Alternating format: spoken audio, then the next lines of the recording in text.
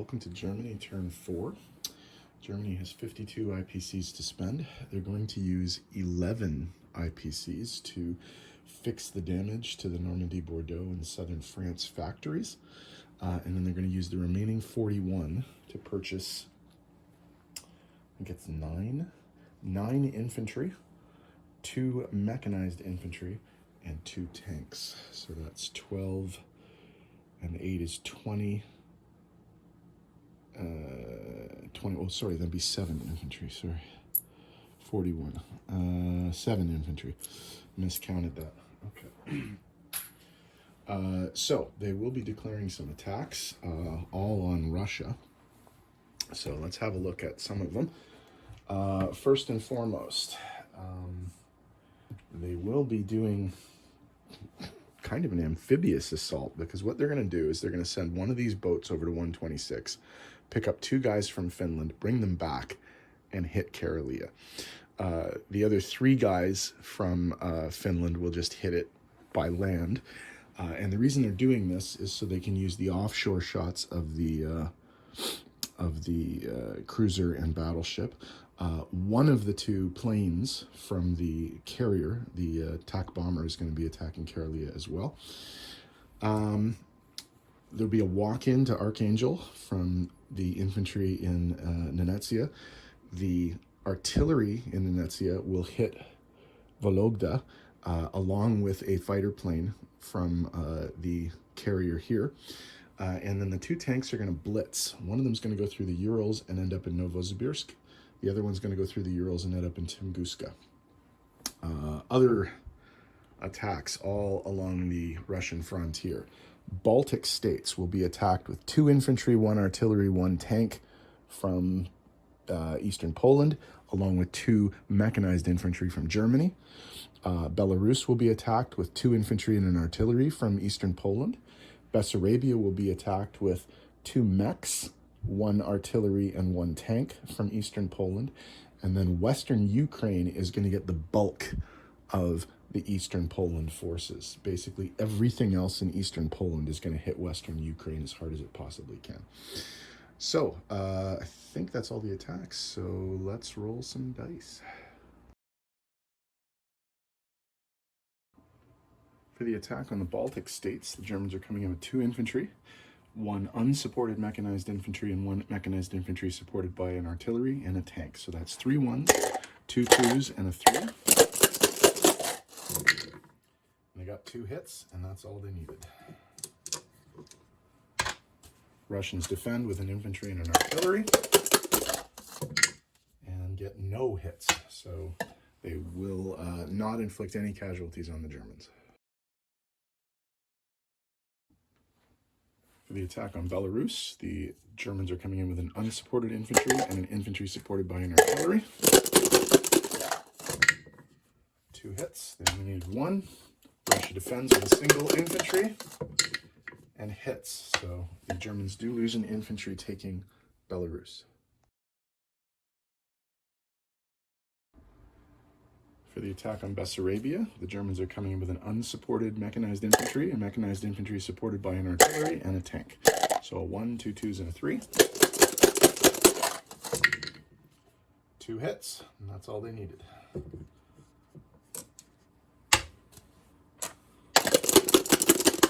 Russians defend with an infantry and an artillery and do not inflict any casualties on the Germans, so the Germans take the territory with no losses.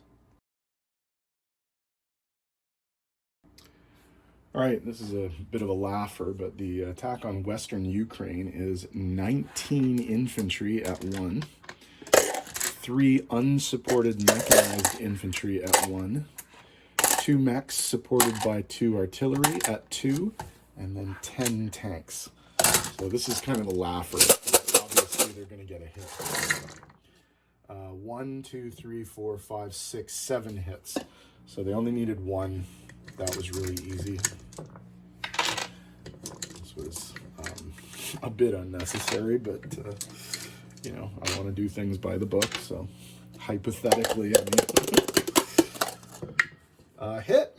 Okay, so the Germans or the Russians do actually manage to inflict one casualty on the Germans in this battle.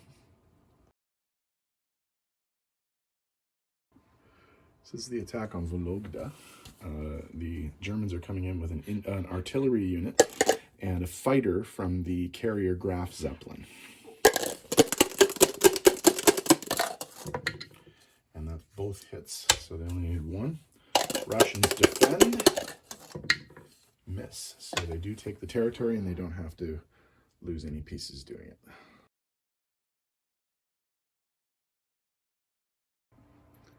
Okay, for the attack on Karelia, this is technically an amphibious assault because the German transport ship, the merchant vessel Wilhelm Gustloff, is bringing in 2 infantry from Finland. The other 3 infantry from Finland are just attacking from the ground. I didn't feel like loading up the other boats. There is a tactical bomber coming from the Graf Zeppelin aircraft carrier, and then there will be offshore shots from the Deutschland cruiser and the Bismarck battleship. Okay, so we have 5 ones, 2 3s, and a 4. Only 1 hit. Oh, that's disappointing. Okay, so 1 of the 3 Russians is dead. 3 2s, 2 hits. Okay. So now all we have left are 3 1s and a 3. 1 hit. This is going relatively slowly. 1 hit. So 2 1s and a 3. Hit. Finally, an infantry hits. And miss. Okay, so that costs the Germans 3 infantry to take out 2 infantry and an artillery. So 1 for 1 is not too bad. And the territory is taken.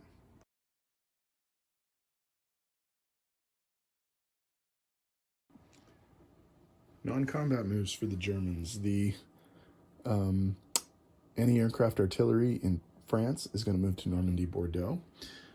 1 of the tactical bombers from Western Germany is going to move to Germany. The anti-aircraft artillery one of the anti-aircraft artillery from Eastern Poland is going to move north into the Baltic states, and the other 2 are going to move into the newly captured Western Ukraine. In the north here, we're just going to land 2 planes. The fighter from Vologda will land back on the carrier, and the attack bomber from Karelia will land back on the carrier. So as soon as we tidy this up, we will come back with placement and money. All right, in terms of placement of new units, 3 infantry are going to go into Normandy, Bordeaux, now that the factory's fixed. 3 infantry are going to go into southern France, now that the factory's fixed. 1 infantry will go into Western Germany. And 2 tanks will go into Germany with the other tank that's there. And 2 mechanized infantry will go into Germany. So in terms of income, the Germans are going to pick up 1, 2, 3, nothing for Bessarabia, but they do claim it. 4, 5 for Western Ukraine. 6 for Archangel. 7 for Vologda. 8 for the Urals. 9 for Novosibirsk. And 10 for Tunguska, all at the expense of the Russians. So if we go to the income tracker, they go from 45 to 55, ahead of the United States. And Russia goes down from 36 to 26. So in terms of collecting income, they have a base income of 55 IPCs, and they get a 5 IPC bonus for controlling Denmark and Norway while Sweden remains neutral. So Germany ends the turn, and the UK Pacific is going to be up next.